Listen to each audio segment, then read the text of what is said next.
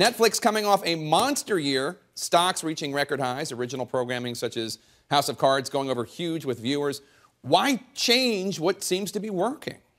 Well, a couple different reasons. And as you said, this is just a test. This is only a test.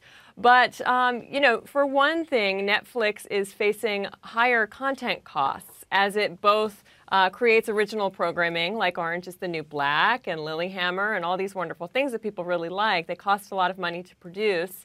And then secondly, Netflix also has to license the content that it just makes available. So it has a lot of fees. Those costs are going to grow. At the same time, it has Amazon, who is offering more and more video via Amazon Prime, and Hulu, who is chasing at Netflix heels for streaming video as well, original content as well.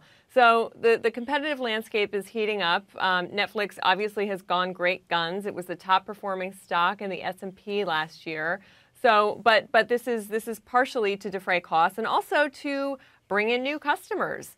You wouldn't think the difference between $6.99 and $7.99 would open the floodgates, but in many cases there is kind of a watershed marker that is a prohibitor for many more people to come in and join the party. So there's a couple different reasons. Netflix says these new plans will not be offered to everyone. Isn't there a risk that current Netflix customers will just drop their service, sign up as new customers to get these cheaper plans being offered?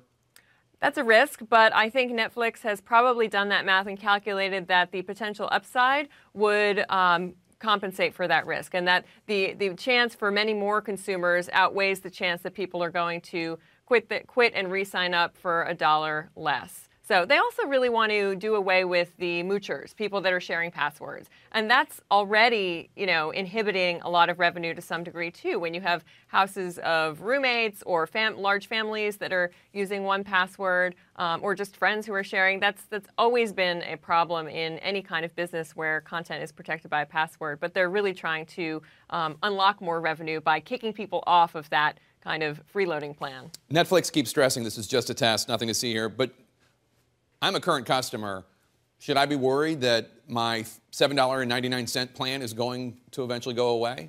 That's a good question. I mean, I think it depends on how the test goes. They might not know the answer to that question even now. Or they might rather have you do, would you rather have the $6.99 plan?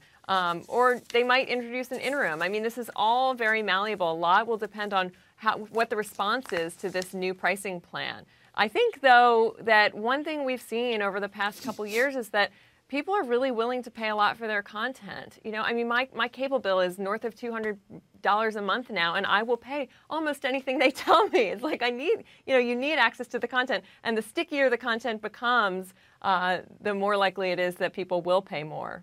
My God. Is there a channel you don't subscribe to? I just added Showtime for Homeland, and now it's going to be more than that. No, they have us. I mean, that's the case. You need to send me your bill. I'm going to line item that puppy.